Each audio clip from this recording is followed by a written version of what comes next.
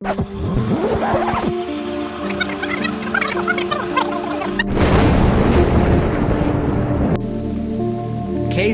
hashtag 1985 LPY 0424. You ever get that feeling someone's watching you from a painting? Like the eyes follow you around the room? Detective Sam Carver used to laugh at that idea. Then October 24th, 1985 happened. Changed everything. See, every town's got that one creepy building people hurry past. For us, it was the Lotus Path Yoga studio. Pink neon sign, always flickering like it's about to die. That's where they found Clara Hayes. Rain was coming down hard that night.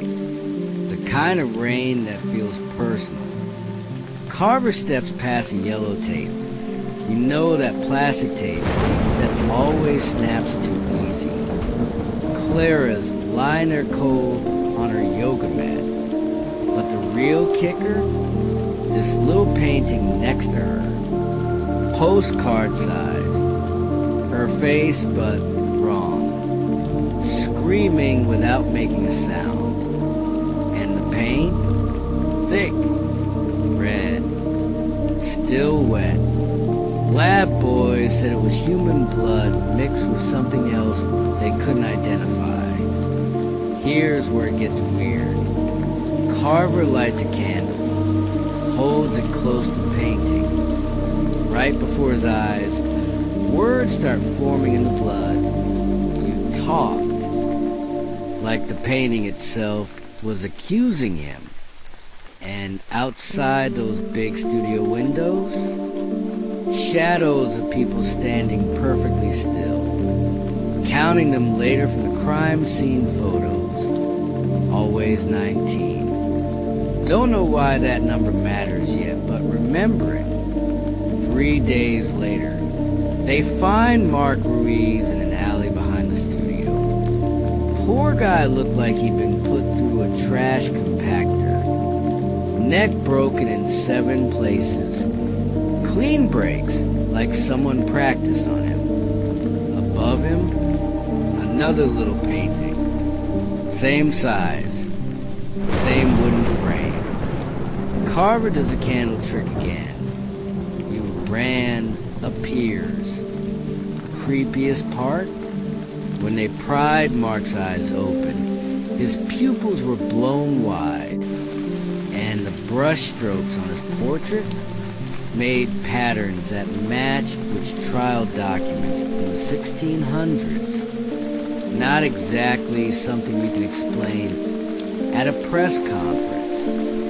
Then comes Ellen Voss, businesswoman type, found in her Lexus in the parking garage. Somebody'd open her up neat as a Christmas present. Briefcase at painting number 3. Listen. Turns out her fancy calming tea from the yoga studio was spiked with enough drugs to knock out an elephant. Same tea they served all the students. Starting to see a pattern here? All 3 victims took classes at Lotus Path. All 3 stopped coming recently. All 3 dead within 2 days of Wooding. And all 3 left behind these messed up little paintings. Carver sitting there at his desk, cigarette hanging from his mouth, typing up his notes when it hits him. This isn't just murder. It's a collection. Enter Victor Crane. White-haired yoga guru with hands always in black gloves. The kind of guy who speaks just a little too softly. His students, zombie-level devoted, chanting in perfect sync, veins standing out black under their skin. Carver interviews Lila Gray, one of the few who got out. She's shaking so bad her coffee's spilling. Tells him about the locker room upstairs. Jars of blood with weird labels. Reel-to-reel tapes of sessions where people sound like they're begging. Carver gets a warrant, busts in next day. Place is cleaner than a hospital. Just the smell of bleach and something sweet underneath. Counts 19 hooks on the wall. 18 outlines where paintings used to hang. You do the math. Lila's sister Mia shows up. Forensic artist, no nonsense type. She goes undercover in the yoga class. Finds Crane's notebook under floorboards. This thing reads like a mad scientist shopping list. How to make paint from blood. How to capture someone's spirit. Drawings of faces with muscles labeled like cuts of meat. Mia gets an idea. Makes her own screaming self-portrait using pig's blood. Plants a GPS tracker in the frame. Leaves it where Crane will find it. That night, Crane takes the bait. Carver and Mia watch from outside as he carries the painting up to his loft. Then, boom, the whole place lights up. Mia treated the canvas with some chemical that burns hot and fast. They rush in to find a nightmare gallery. Walls covered in hundreds of tiny screaming faces. Chains hanging from the ceiling in weird geometric patterns. And Lila, alive but barely, chained to an easel, forced to paint her own terrified face in thick red strokes. Crane standing in the middle of the fire, like it doesn't touch him. His gloves are off now, hands all burned and blistering. He's screaming, "I'm the brush. I channel the truth," when a ceiling beam comes down on him. Except it doesn't crush him. It's like the wood absorbs him. Fire department later swears they heard laughing in the ashes. Got it on 3 different body cams. Aftermath. They're sifting through the wreckage when they find it. A single burned hand still clutching a paintbrush. Wrapped around the fingers.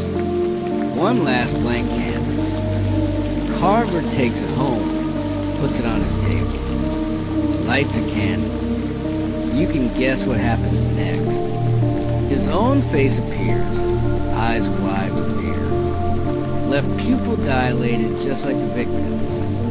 Tape recorder clicks off, then turns itself back on hours later to catch Carver whispering, "I understand now." So here's the million-dollar question. If Crane's dead, who's painting now? And why does your reflection keep moving after you walk away? Maybe you should check behind you. Right now. Go ahead, I'll wait. Still with me? Good. Because here's the thing. This isn't just some scary story. It's a warning. Every town's got a Lotus Path. Every town's got a Victor Crane. The real question is, have you met yours yet? That yoga class you've been thinking about trying? That new art gallery downtown? That portrait at your aunt's house that always seems to be watching you? Think about it.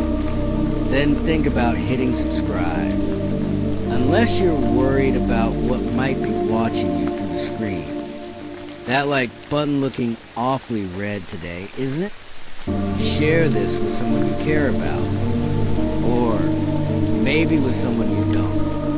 And if you felt something brush against the back of your neck while reading this, well, let's just say the artist always signs his work. Comment, "I see it," if you know what I mean. Sweet dreams. Don't stare at any painting before bed. And whatever you do, if you hear scratching at your window tonight, don't look. It's probably just the wind. Probably